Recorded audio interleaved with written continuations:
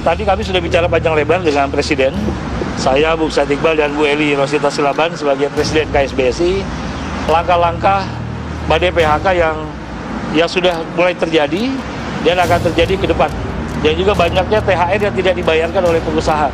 Angka PHK, data kami dengan pemerintah cukup jauh berbeda. Data kami yang sudah ter-PHK langsung itu ratusan ribu, sudah mencapai 600 ribu lebih. Yang dirumahkan sudah mencapai 1,8 juta orang. Menyentuh hampir angka 2 juta orang. Kami menyampaikan kepada Presiden untuk pemerintah membuat asuransi pesangon. Jadi pengusaha sudah mempunyai cadangan asuransi pesangon. Kalau terjadi PHK, perusahaan tidak terberatkan lagi, tapi hak buruh langsung dibayar oleh asuransi pesangon.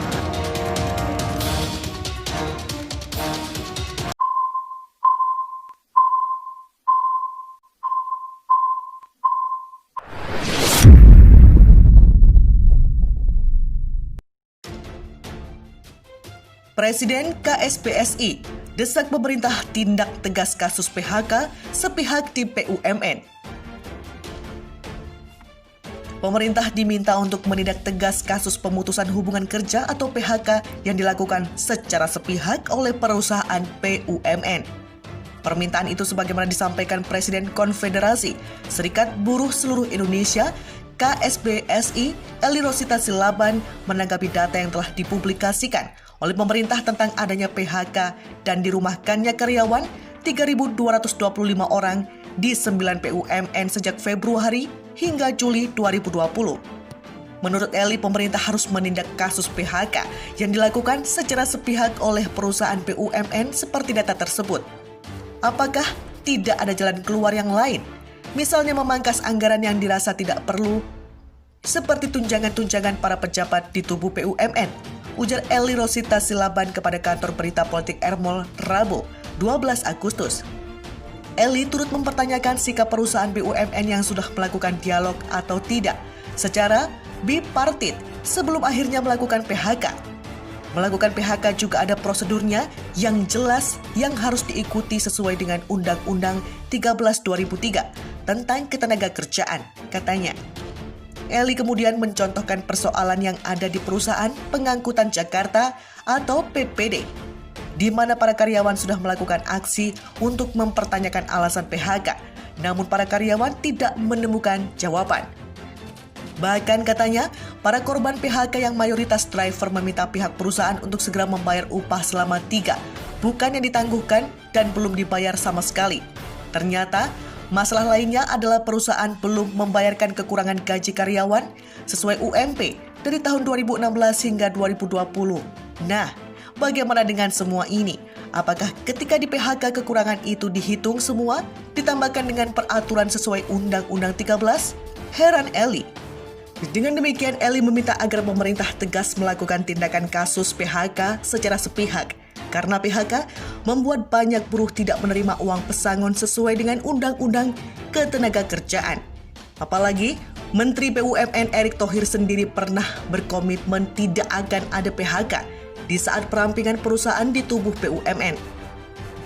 Pemerintah harus benar-benar hadir untuk bertindak terhadap pengusaha yang nakal yang tidak melindungi buruh di masa krisis pandemik.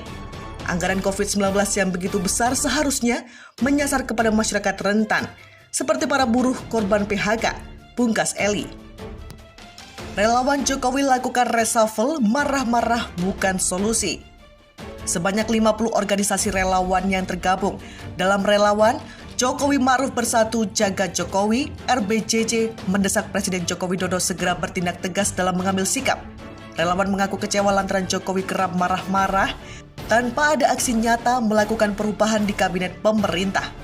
Relawan mencatat Presiden Jokowi marah-marah sebanyak 4 kali. Terakhir saat menggelar saat sidang kabinet pada 18 Juni 2020 lalu. Tidak cukup dengan marah.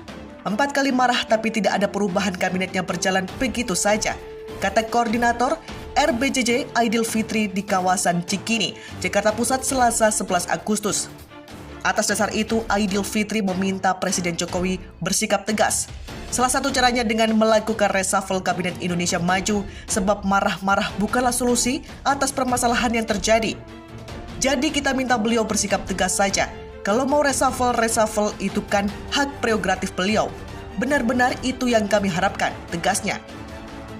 Menurut Aidil, pemerintahan Jokowi Ma'ruf sudah berupaya untuk tetap menjaga stabilitas ekonomi dengan berbagai cara mengatasi pandemik virus.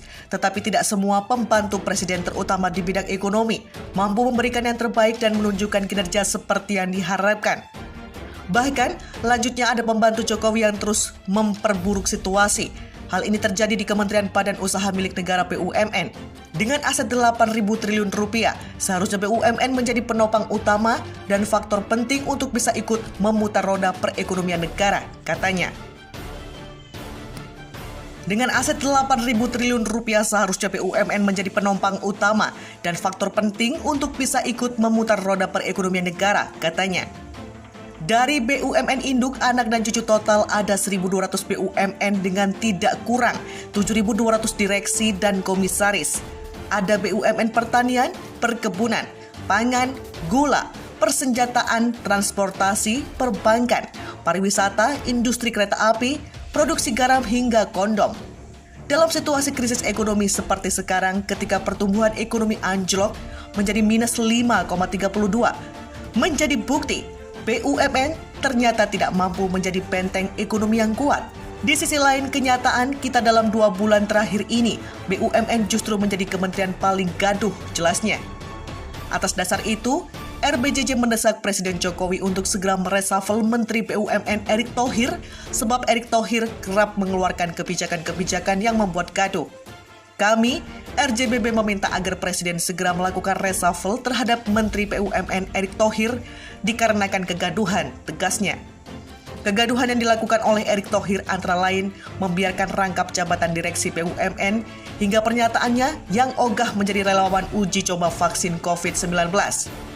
Kemudian, kami lihat ada pertentangan soal data hutang kementerian, penetapan TNI Polri aktif, kemudian rangkap jabatan direksi dan komisaris BUMN hingga logo baru BUMN, semua hanya menimbulkan gaduh, pungkasnya. Prodem, kami, jadi tanda makin banyak yang hilang harapan ke Jokowi. Dideklarasikannya Koalisi Aksi Menyelamatkan Indonesia atau KAMI disambut baik oleh jaringan aktivis pro-demokrasi atau Prodem. Apalagi menurut Ketua Majelis Prodem Iwan Sumule, garis besar perjuangan serupa dengan apa yang selama ini diperjuangkan Prodem, yaitu menyelamatkan Indonesia dari jurang kehancuran. Prodem senang dengan kelahiran KAMI karena menunjukkan semakin banyak yang sudah kehilangan harapan terhadap kepemimpinan Jokowi. Ujarnya seperti dilansir rmol.id, Rabu 12 Agustus 2020. Dia berharap kami bisa konsisten dengan apa yang pernah disampaikannya ke publik, khususnya untuk fokus dalam isu-isu perlawanan terhadap segala sesuatu yang membuat kiblat bangsa melenceng.